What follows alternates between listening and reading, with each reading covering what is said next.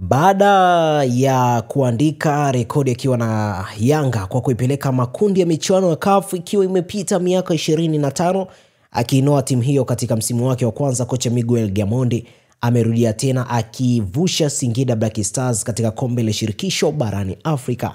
Misimu miwili iliyopita Gamondi alivusha Yanga makundi ya ligi ya mabingwa Afrika kwa kuitoa El Merreikh ya Sudani kwa mabao 3-0 kabla kurejea tena kuipeleka makundi ya michuano hiyo msimu uliopita kisha kusitishiwa mkataba Jangwani.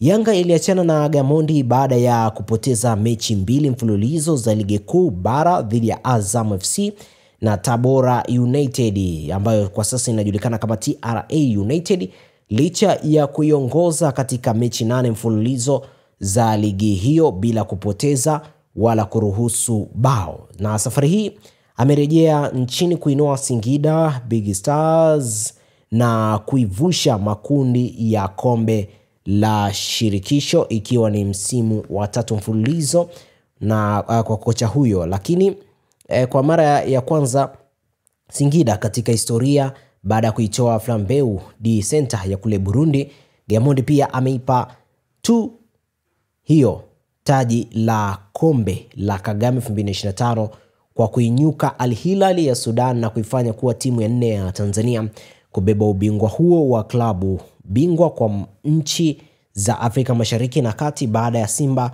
iliyobeba mara 6 na Yanga iliyotoa mara 5 na Azam FC iliyonyakua mara 2. Na kwa sasa Gamondi anasubiri kujua timu hiyo anayoinoa itaangukia kundi gani mara itakapofanyika draw ya makundi Novemba 3 jijini Johannesburg na Afrika Kusini. Singida imeungana na Azam kutinga makundi ya shirikisho Afrika sambamba na Yanga na Simba iliyopenya kwa mara ya 6 mfululizo katika makundi ya ligi ya mabingwa Afrika, na Yanga iliyopenya kwa mara 4 mfululizo kwa michuano yote ya CAF mbali ya ile ya mwaka 1998 ilipocheza ligi ya mabingwa mwaka mmoja tu mara michuano ilipobadilishwa kutoka kuwa klabu bingwa Afrika mnamo mwaka 1997. Kocha Gamondi amesema ni historia nzuri kwake baada ya kutoa kombe la Kagame na sasa amepeleka Singida Black Stars katika hatua ya makundi ya CAF, na ana furaha sana kuwa sehemu ya hayo mafanikio, akiwapongeza wachezaji, benchi la ufundi na uongozi kwa kumwamini. Nikinukuu, "Nina furaha sana, ni rekodi nzuri, soka la Tanzania linazidi kukua, kila mmoja anaona, shirikisho la soka na nchi kwa ujumla, sote tuna kila sababu ya kufurahia mafanikio haya, ni rekodi." Mwisho wa kunukuu, amesema na kuongeza hili: "Asante wana Singida kwa kuniamini, lakini pia pongezi nyingi kwa wachezaji kwa kuheshimisha nembo Singida Black Stars. Bado tuna nafasi zaidi ya kuweka rekodi na ushirikiano wa kutosha ndio utatupa matokeo zaidi."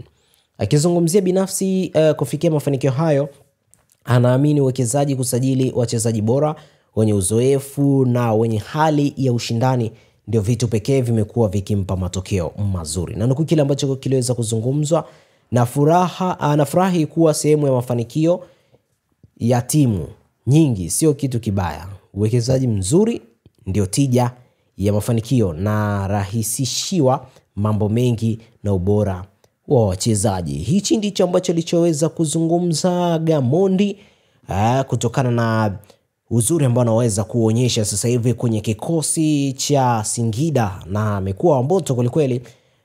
Akifanya vizuri zaidi anaweza katoka na kombe bana la ligi kuu soka Tanzania bara. Jitahidi kufanya hivi kama ulivyoanza kwa moto, basi wamalizie kwa moto, huenda pia akaleta jambo la utofauti zaidi. Mpaka kufikia hapa, mtazamaji, usisahau kusubscribe, kulike, kushare na kucomment. Mimi sina la ziada, nikutakia wakati mwema.